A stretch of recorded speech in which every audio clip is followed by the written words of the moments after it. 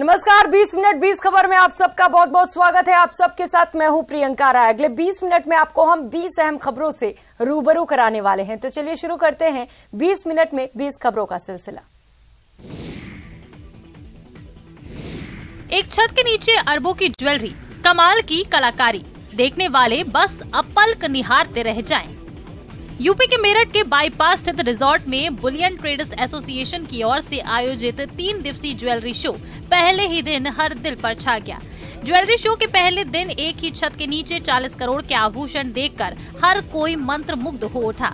सोने का संसद भवन, 2000 हीरे और स्वर्ण से बनी सरदार पटेल की मूर्ति, सोने की हनुमान चालीसा और इंडिया गेट को देखने के लिए हर कोई लालायत नजर आया। अच्छा लगा हुआ है। बाकी इसमें हमने ट्राई किया मेरठ को हाईलाइट करने के हिसाब से, एक तो एक्सप्रेसवेज, रैपिड ट्रेन, इसको हाईलाइट किया है। बाकी अभी एक नया सचिवालय बनना है, टेम्पल ऑफ डेमोक्रेसी हम लोग उसे बोल रहे हैं। आज की तारीख में हम लोग के लिए गर्व की बात है उसे। यूपी की रायबरेली की एक प्रतिभा सोशल मीडिया पर धमाल मचा रही है। सलाहियत ऐसी कि बस पूछिए मत। 11वीं में पढ़ने वाला विवेक शर्मा मुंह से तकरीबन 100 तरह की आवाज निकाल सकता है। रेसर बाइक, मौत के कुएं में चलने वाली बाइक, इस आवाज के साथ साथ पीएम मोदी की आवाज भी वो हूबहू निकालता है। विवेक शर्मा का नवजात बच्चे के रोने की चीख सुनकर आप भी हैरत में पड़ जाएंगे। विवेक का अपना YouTube चैनल भी है, लेकिन अभी तक इस पर किसी कदरदान की नजर नहीं पड़ी। कौन कौन सी हो आगे जिनको आप निकाल पाते हैं? जो सबसे पहली चिड़िया होती है जो 5 बजे भोर में आती है, बोलती कैसे है?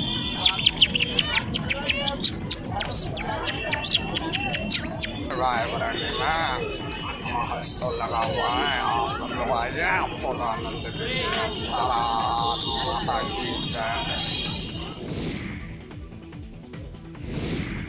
जैसलमेर के स्वामी विवेकानंद राजकीय मॉडल स्कूल और राजकीय महात्मा गांधी अंग्रेजी माध्यम विद्यालय में गौरी माहेश्वरी ने बालिकाओं को कैलीग्राफी के गुर सिखाए। प्रधानमंत्री से राष्ट्रीय बाल पुरस्कार और एशिया की सबसे छोटी कैलीग्राफी एक्सपर्ट का खिताब प्राप्त गौरी ने इस दौरान 100 से अधिक लड़कियों को कैलीग्राफी किट बांटे और उन्हें कैलीग्राफी की बारीकियों को समझाया। 2 से अधिक घंटे की कार्यशाला में अंग्रेजी के अल्फाबेट को लिखने की विभिन्न शैलियों का प्रशिक्षण दिया गया।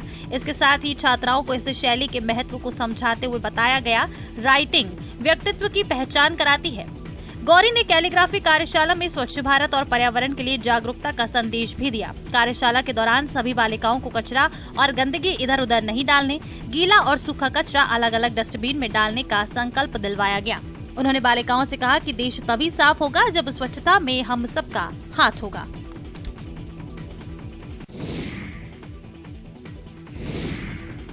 धार के विश्व प्रसिद्ध पर्यटक स्थल मांडू में इन दिनों धूम मची हुई है। पर्यटक जमकर मांडू उत्सव का लुत्फ उठा रहे हैं।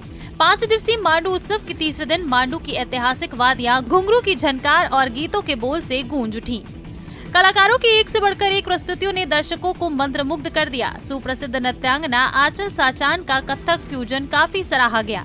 प्रसिद्ध गायक मामे खां के गीत भी लोगों के सिर चढ़कर बोले। प्रस्तुति का प्रारंभ शास्त्रीय नृत्य में गणेश वंदना और शिव तांडव स्तोत्र के साथ हुआ।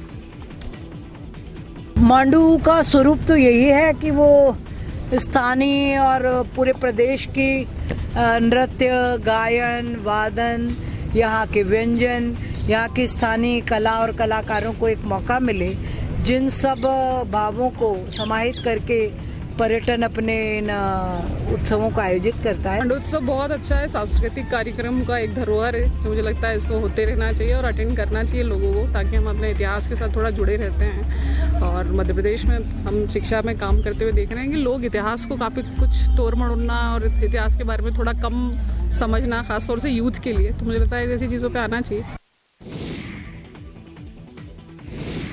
जम्बूरी में लगी झांकियों में झलकी राज्यों की कला संस्कृति, तस्वीरें पाली की हैं। जिले की रोहट पंचायत समिति के निम्बली गांव में 4 जनवरी से चल रही 18वीं राष्ट्रीय स्काउट गाइड जम्बूरी का समापन हो गया। समापन समारोह में विभिन्न संस्कृतियों की झलक देखने को मिली। राजस्थान समेत देश के दूसरे राज्यों की संस्कृति और लोक कलाओं का प्रदर्शन किया गया। उद्घाटन समारोह में भारतीय युवा सेना के सूर्य किरण विमानों का प्रदर्शन विशेष आकर्षण रहा। आयोजन में मध्य प्रदेश की जीवन शैली को कई माध्यमों से जीवंत किया गया। कार्यक्रम में 35,000 प्रतिभागियों ने एक साथ 18वीं जम्बूरी का थीम गीत गाया। स्काउट गाइड और अतिथियों के लिए जम्बूरी स्थल पर प्रतिदिन राजस्थानी सांस्कृतिक कार्यक्रमों का आयोजन किया गया। 7 दिवसीय जम्बूरी में विभिन्न प्रतियोगिताओं का भी आयोजन हुआ।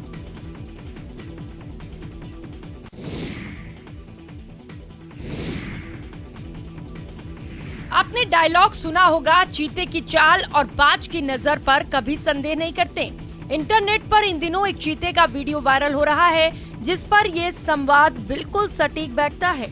इसमें एक चीता अपने शिकार को दबोचने के लिए हाई स्पीड में दौड़ता नजर आ रहा है। वीडियो देखकर हर कोई हैरान है। दरअसल चीता को बिग कैट फैमिली का सबसे तेज रफ्तार वाला जानवर माना जाता है। ये अपनी रफ्तार से किसी को भी हैरान कर सकता है। छोटा सिर, पतली कमर और गठीले शरीर के चलते इसकी फुर्ती देखते ही बनती है। ये सिर्फ 3 सेकंड में 112 किलोमीटर प्रति घंटे की रफ्तार पकड़ सकता है। इस हिसाब से इसका पिकअप कई महंगी स्पोर्ट्स कारों से भी ज्यादा है। यकीन नहीं हो रहा ना? तो इंटरनेट पर वायरल हो रहे इस वीडियो को देख लीजिए। इसमें एक चीते को लंबी छलांग लगाकर उसे दौड़ते हुए देखकर आप भी दंग रह जाएंगे। इस वीडियो को अब तक 1 करोड़ से ज्यादा बार देखा जा चुका है, जबकि 50,000 लोगों ने इस वीडियो को लाइक किया है।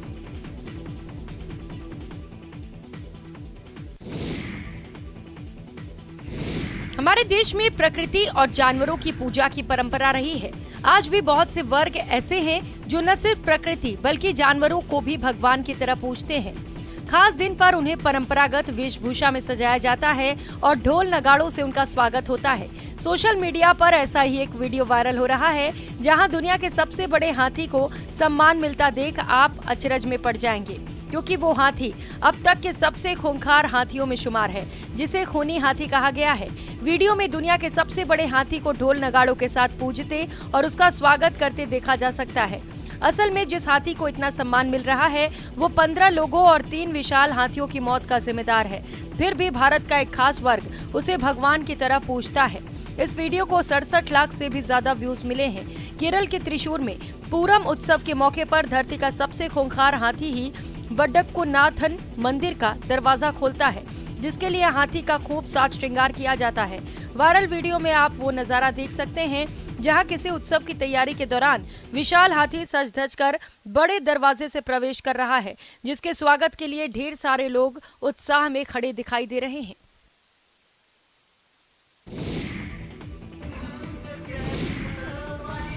सोशल मीडिया पर बहुत से वीडियो वायरल होते रहते हैं। कुछ वीडियो ऐसे होते हैं जिन्हें देखकर हम दंग रह जाते हैं और कुछ वीडियो ऐसे होते हैं जिन्हें देखकर हमारे रोंगटे खड़े हो जाते हैं। ऐसा एक वीडियो सोशल मीडिया पर वायरल हो रहा है, जिसमें आप एक सांप को 2 लड़कियों के साथ रेस्टोरेंट में डिनर करते देख सकते हैं। सोशल मीडिया पर एक विशालकाय सांप का वीडियो लोगों के होश उड़ा रहा है, जो 2 लड़कियों के साथ डिनर करने के लिए रेस्टोरेंट में बैठा है। वायरल हो रहे वीडियो को देखकर लोग दंग हो जा रहे हैं। वीडियो में 2 लड़कियां एक विशालकाय सांप के साथ खाना खाने रेस्टोरेंट पहुंचती हैं, जो अपने साथ सांप को टेबल पर बिठाए हुए हैं। वायरल हो रहे इस वीडियो में इस पालतू जीव को देखकर आप भी अपनी आंखों पर भरोसा नहीं कर पाएंगे। वीडियो में एक रंग बिरंगा सांप 2 लड़कियों के साथ रेस्टोरेंट में डिनर करने पहुंचा। वीडियो में देखा जा सकता है कि लड़कियां खुद जिस टेबल पर बैठी हैं, उसी पर सांप भी मजे से बैठा हुआ है और लड़कियों के हाथ से खाना खा रहा है। लड़की अपने हाथ से चॉप स्टिक की मदद से सांप को बिना डरे खाना खिला रही हैं और सांप भी उसे खूब एंजॉय कर रहा है।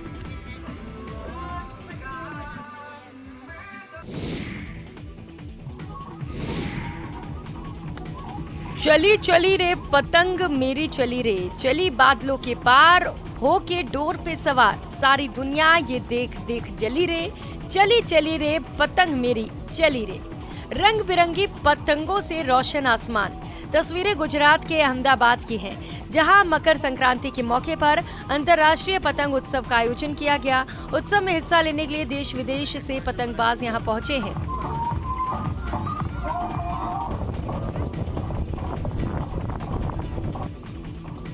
कोरोना के कारण 2 साल बाद इस अंतर्राष्ट्रीय पतंग उत्सव का आयोजन किया गया है, तो लोगों में खास जोश देखने को मिल रहा है। इस बार के पतंग उत्सव का थीम G20 है।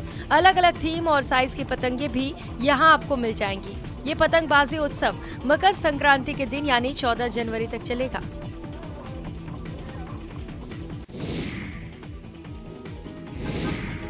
रेत के अंदर पकाया जाने वाला ये स्ट्रीट फूड देश विदेश में यूपी के मैनपुरी का परचम लहरा रहा है। भुने हुए आलू खाने के लिए लोग दूर दूर से मैनपुरी पहुंचते हैं। इन भुने हुए आलूओं का स्वाद लाजवाब है। 120 रुपए का ये आलू बहुत चाव से लोग खरीदते हैं। 10 साल हो गए। कितना आलू बिक जाता है डेली? कुछ अंदाजा कितने ग्राहक ले जाते होंगे? डेढ़ तो पैकेट बिक जाता है। एक पैकेट में कितना, मतलब करीब 1 कुंटल आलू बिक जाता है। मैनपुरी का भुना हुआ आलू तो बढ़िया है ही, लेकिन इसकी चटनी भी कम जायकेदार नहीं है। अगर ये कहा जाए कि भुने हुए आलू को लाजवाब बनाने में से चटनी का भी बड़ा महत्वपूर्ण रोल है तो शायद गलत नहीं होगा। कहा तो ये तक जाता है कि चटनी की वजह से ही इन आलूओं की इतनी खपत है। एक ठेला वाला हर दिन में करीब 1 क्विंटल आलू खपा देता है और शहर भर में ऐसे करीब 50 ठेले लगाए जाते हैं।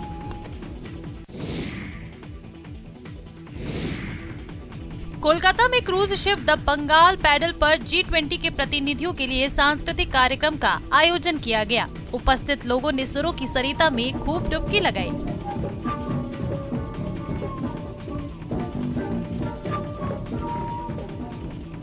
इसके बाद लोगों ने रात्रि भोज में जायके का लुत्फ उठाया। दरअसल G20 के वित्तीय समावेशन के लिए वैश्विक भागीदारी संबंधी पहली बैठक कोलकाता में शुरू हो चुकी है। इसमें विश्व के आमंत्रित अतिथि और विशिष्ट व्यक्ति शामिल हुए। ये बैठक वित्तीय प्रगति और उत्पादकता के लिए वंचित वर्ग के लोगों तक डिजिटल लेन देन का द्वार खोलने के विषय पर चर्चा के साथ शुरू हुई। मुख्यमंत्री ममता बनर्जी ने अतिथियों और प्रतिनिधि मंडल का स्वागत किया और कहा कि उन्हें राज्य में G20 बैठक आयोजित करने में बेहद खुशी हो रही है। मुख्यमंत्री ने कहा कि वो राजनीतिक सीमा में विश्वास नहीं करती हैं, क्योंकि लोगों के समग्र विकास के बिना विश्व का विकास संभव ही नहीं है।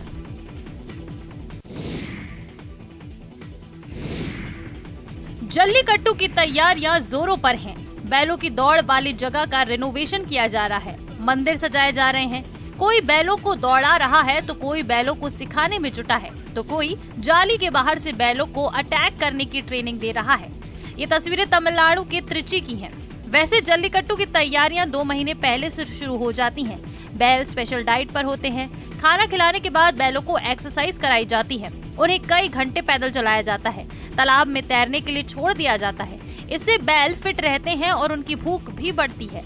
खास बात ये कि इन बैलों की कीमत 1.5 लाख से 5 लाख रुपए तक होती है। ये बैल करीब 15 साल तक जिंदा रहते हैं और अपनी अंतिम सांस तक जल्लीकट्टू खेलते हैं। आपको बताते चले कि करीब 2500 सालों से बैल तमिलनाडु के लोगों के लिए आस्था और परंपरा का हिस्सा रहा है। यहाँ के लोग हर साल खेतों में फसलों के पकने के बाद मकर संक्रांति के दिन पोंगल का त्योहार मनाते हैं। इसी दिन से वो नए साल की शुरुआत करते हैं।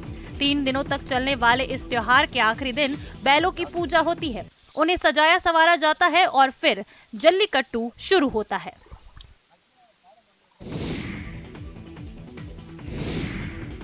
ये वादिये जन्नत की जो लजीज डिश है, जिसे खाकर लोग सर्दियों से 2-2 हाथ करते हैं। एक तरफ जहां कड़ाके की ठंड पड़ रही है, वहीं पारंपरिक भोजन का स्वाद भी अपने चरम पर है। जी हाँ, कश्मीर में दिसंबर अंत से जनवरी के अंत तक का महीना भयंकर सर्दी वाला होता है। इसे चिल्लाई कला कहते हैं। इस दौरान हाड़ कपा देने वाली ठंड पड़ती है। ऐसे में खुद को गर्म रखने के लिए कश्मीरी एक मजेदार और बेहद हेल्दी डिश खाते हैं, जिसे हरीसा कहा जाता है। हरीसा मीट की एक डिश है। ये बकरे या भेड़ के मांस से बनाया जाता है। इसे बनाने की एक विशेष विधि होती है और इसमें अच्छा खासा समय लगता है। इसकी तैयारी 1 दिन पहले ही की जाती है। इसे सुबह सुबह खाने के पीछे का तर्क ये है कि ये खाने के बाद भूख कम लगती है और पूरा दिन आराम से निकल जाता है। इसे कश्मीरी रोटी यानी कांदूर रोटी के साथ खाया जाता है।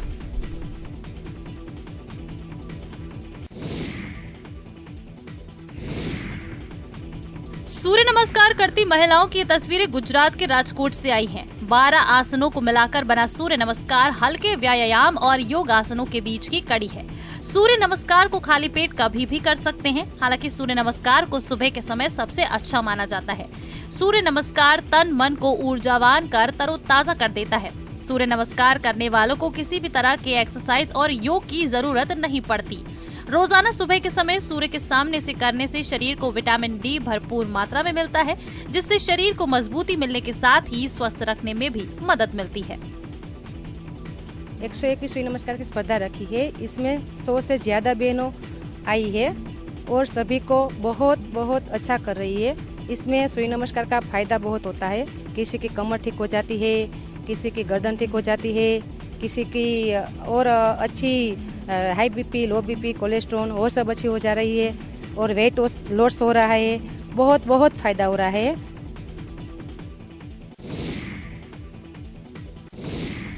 यहाँ मृत्यु उत्सव है, इसलिए गला फाड़ कर रोने और छाती पीटने की जरूरत नहीं।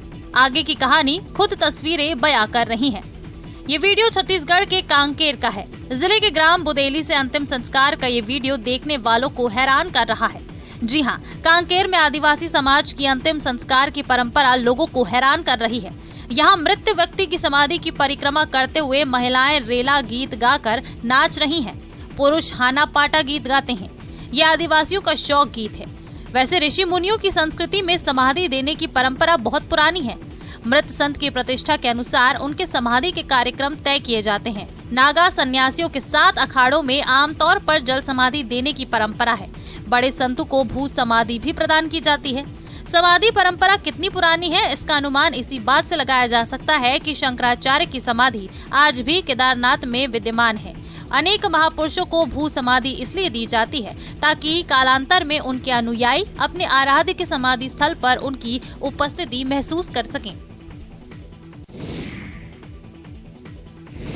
पाकिस्तानियों की जलालत और खौफ से पार पाकर किसी तरह से मुकम्मल जिंदगी की आस में हिंदुस्तान आए, लेकिन यहाँ भी पाक विस्थापित हिंदुओं की परेशानी कम होने का नाम नहीं ले रही। आज भले ही देश में नागरिकता संशोधन एक्ट पास हो गया, लेकिन अब भी नियमों के पेच में फंसे पाक विस्थापित हिंदुओं की जिंदगी खाना बदोश से ज्यादा कुछ नहीं है।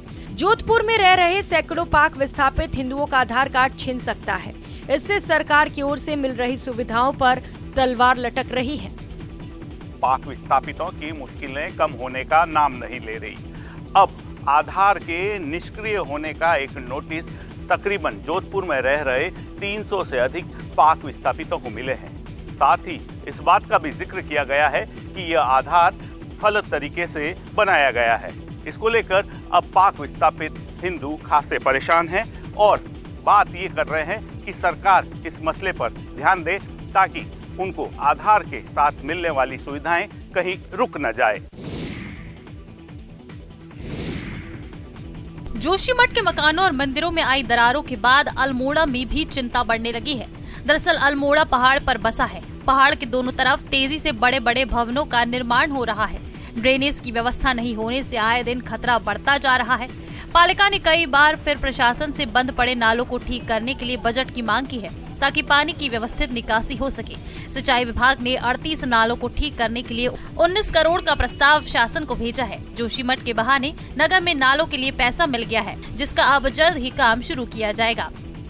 38 नालों को जो मुख्य नाले हैं निकास के लिए उनको टेकअप किया गया था सुदृढ़ीकरण के लिए। इसमें शासन से स्वीकृति मिल गई थी और शासनादेश की प्रतीक्षा में विभाग के द्वारा टेंडरिंग की कार्रवाई भी प्रारंभ कर दी गई थी। वर्तमान में उक्त का शासनादेश और प्रथम किश्त की धनराशि शासन से प्राप्त हो गई है। पहाड़ों में गांव खाली कर लोग नगरों या फिर कस्बों में बस रहे हैं, बना रहे हैं। अगर सही ढंग से ड्रेनेज सिस्टम नहीं होगा तो राज्य के दूसरे हिस्सों में भी जोशीमठ बनने में समय नहीं लगेगा।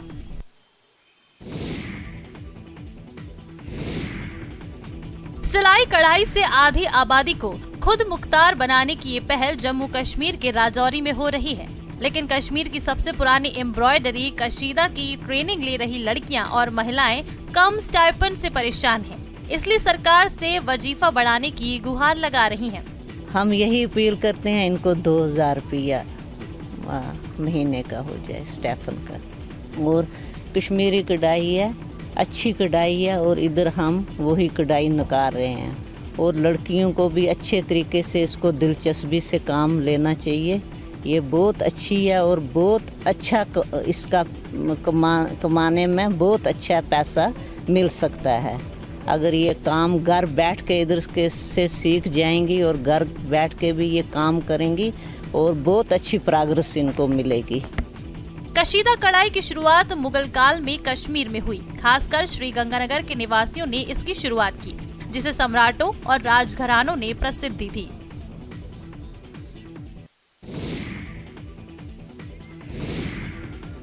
बिहार में हाड़ कपाने वाली ठंड पड़ रही है।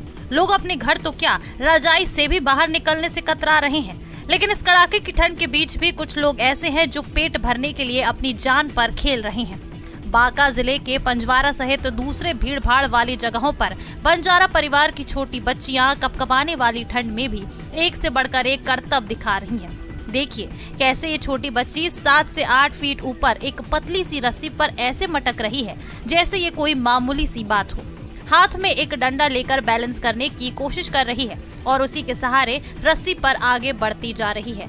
इस ठिठुरन वाली ठंड में जहां लोग समतल जमीन पर भी घुड़क कर चल रहे हैं, ये बच्ची पतली सी रस्सी पर बड़े आराम से करतब दिखा रही है, क्योंकि पापी पेट का जो सवाल है। इसका करतब इतना आकर्षक है कि सड़क पर आते जाते लोगों का ध्यान अपने आप इसकी तरफ चला जा रहा है।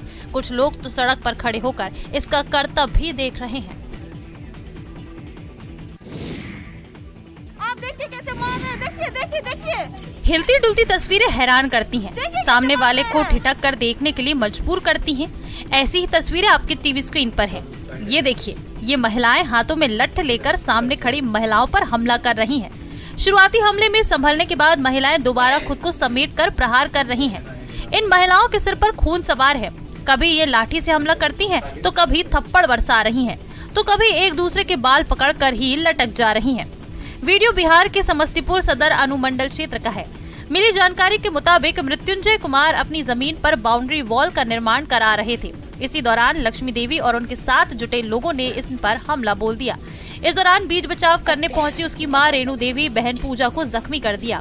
हल्ला होने पर जब गांव के लोग जुटे तो बीच बचाव कर झगड़ा शांत कराया। बाद में सभी लोगों को सदर अस्पताल में भर्ती कराया गया है, जहां 2 की स्थिति गंभीर बनी हुई है। रेणु देवी और पूजा कुमारी को गंभीर स्थिति में DMCH रेफर कर दिया गया है।